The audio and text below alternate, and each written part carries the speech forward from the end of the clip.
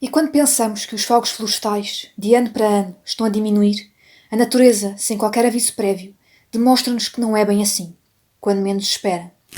Olá pessoal, sejam bem-vindos a mais um episódio do podcast Na Estante. A crítica de hoje vai ser ao livro do autor parceiro F. Jorge Leitão, chamado 17/6/2017, o dia em que o diabo visitou Pedrógão, lançado no ano de 2018. Para quem não é português e está a ouvir, deixem-me só fazer uma breve introdução. Neste dia 17 de junho de 2017, ocorreu um grave incêndio na região de Pedrógão Grande. Várias pessoas perderam as casas e outras, infelizmente, a vida. Foi um acontecimento marcante na história recente de Portugal.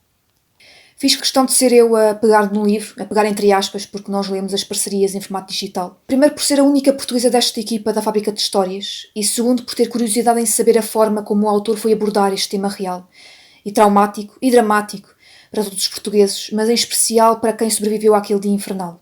Acho que o título já desperta a curiosidade de qualquer português que tenha um hábito de leitura. E a sinopse também é convidativa.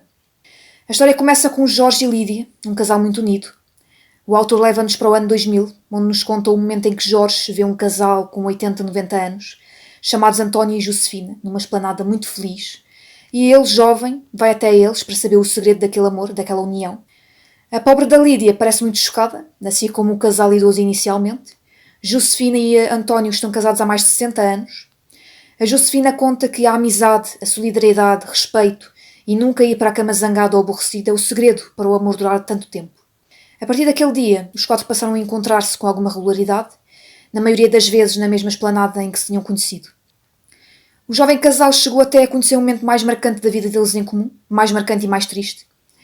Depois deste primeiro momento, somos catapultados para a história da Dona Josefina e do Sr. António durante o ano de 1939. O momento em que Josefina engravidou, mas caiu aos 6 meses de gravidez, sofrendo um traumatismo craniano e uma hemorragia interna. Abortou. E não pôde engravidar novamente. Eles sofreram um duro golpe.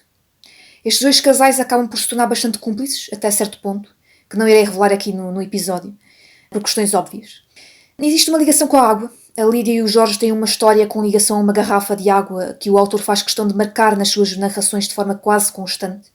Nós, leitores, já sabemos até onde tudo vai terminar, mas não queremos que isso aconteça, porque as personagens tornam-se envolventes. Porque elas poderiam ser reais, poderiam ser qualquer um de nós. O autor, enquanto conta a história dos personagens, não a faz de forma cronológica, o que poderia ser interessante ou uma desgraça. Normalmente, quando isto acontece, o leitor parece perdido, mas o autor faz essa mudança de tempo e lugar com clareza e atenção. A Lídia e a Paula são as melhores amigas. A Paula é uma personagem que muitas jovens se identificariam. Ela sente alguns complexos, como a parte do corpo dela. E há algo que preciso salientar. Normalmente, quando se fala nesta questão de problemas femininos, os autores, falo de homens, têm uma menor facilidade em descrever o problema e centram-se apenas em contar. Neste livro, o autor coloca-se na mente da personagem e descreve muito bem a situação. Eu não sei se o autor teve alguma ajuda feminina, porque normalmente, para escrevermos de uma forma mais pessoal, do ponto de vista da personagem, precisamos de passar por isso, ou conviver diariamente com a questão. E entendi que o autor não foi forçado na forma de descrever o complexo sentido pela personagem. Foi bastante agradável a leitura. A Paula era a minha personagem favorita no tempo dela no secundário, porque a forma como ela age em algumas situações é um pouco imatura. A Lídia é muito mais centrada, mais responsável. O que acaba por ser irónico, porque é ela que vai de carro para a região de Pedrógão Grande, como podem perceber pela sinopse. Ao longo dos capítulos, consegue-se imaginar que a vida podia acabar ali no final da esquina, como se costuma dizer.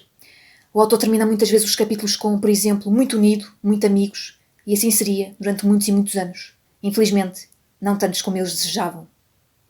No dia em que vão para uma praia na zona de Pedrógão Grande, a filha mais nova de Jorge e Lídia, Maria Ana, não quer ir porque teve um sonho mau.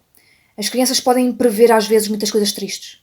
A amizade entre Lídia e Paula sofre uma quebra após toda a questão de engravidar.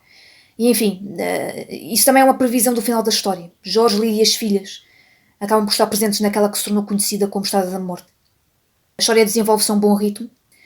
O autor utiliza uma linguagem simples e os diálogos são muito interessantes. É um livro que se lê rapidamente até certo ponto, porque temos sempre uma sensação de que algo nos irá incomodar.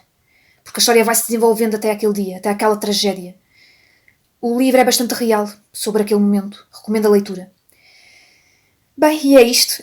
Comentem o que acharam do livro, ou caso não o tenham, se ficarem curiosos. Agradecemos o autor pela parceria. Sigam nas redes sociais, inscrevam-se ou subscrevam-se no canal. deem-nos um coffee, enfim, essas coisas todas. Voltaremos em breve com mais um na estante.